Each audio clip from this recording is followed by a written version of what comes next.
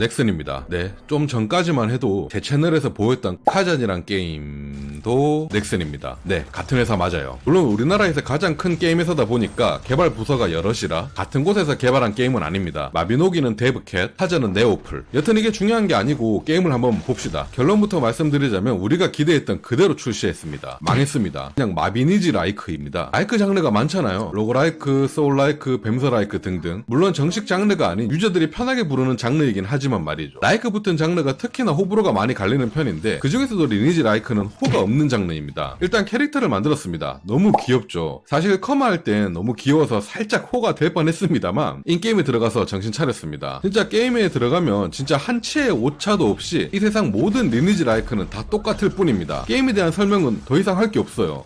설명할 게 있다면 제가 며칠 전에 RF 온라인 리뷰 때랑 똑같습니다. 리니지 라이크는 신작이 나오면 나올수록 퀄리티는 더 하락합니다. 기존 콘솔 게임들의 공식은 따라하지 않겠다는 굳은 의지가 보이죠. 콘솔 게임들은 퀄리티를 더 좋게 만들어줘야 유저들이 구매하지만 리니지 라이크는 퀄리티를 하락시켜도 어차피 플레이하는 유저풀이 정해져 있기 때문에 굳이 그래픽을 좋게 만들 필요 자체가 없나 봅니다. 그리고 플레이를 하면서 더 충격적이었던 건 다들 지금 화면 보시면서도 2025년이라고 믿을 수 없는 그래픽 퀄리티를 자랑하고 있지만 이게 최적화도 좀 안 좋다고 하면 믿으시겠습니까? 아마 절대 믿지 않으시고 제 폰이 꼬물이라고 하실 것 같은데 이 게임의 사양은 잘 모르겠으나 태블릿, 레노버 Y700 2세대로 플레이했거든요. 현재 3세대가 나온 제품이긴 하지만 젤레스 존제로와 붕괴 스타레일급 게임도 무난하게 잘 돌아가는 가성비 매우 좋은 제품입니다. 그런데 마비노기 모바일은 프레임 드랍인지 아니면 그냥 게임 자체가 이런 건지 모르겠지만 화면이 너무 부드럽지 않았고 체감상 15에서 20프레임 정도의 게임이라고 느껴질 정도로 상당히 프레임 체감이 좋지 않았습니다. Y700 2세대의 장점이 발열에 상당히 좋은 제품으로 유명한 편인데 발열이 다른 게임에 비해서 상당했습니다. 손이 뜨끈하더라고요. 제가 듣기로는 8년간 제작비 1000억을 투자한 게임이라고 들었는데 당연히 제작기간이 오래되다 보니까 제작비의 대부분이 인건비로 들어가서 그런 거겠지만 게임을 해보면 1000만원으로 만들었다고 해도 좀 의아할 정도로 처참했거든요. 내 캐릭터가 귀여운 거 빼고 참을 수 있는 요소가 정말 단 하나도 없었습니다. 아마 제 생각엔 제작하다가 그냥 포기한 게임인데 들어간 돈이 아까워서 그냥 오픈발로 닌자씨들 지갑이나 최대한 짜내서 개발비를 회수하기 위해서 만든 게임이 아닐까 하는 합리적 의심을 해보며 오늘 영상 마치도록 하겠습니다. 감사합니다.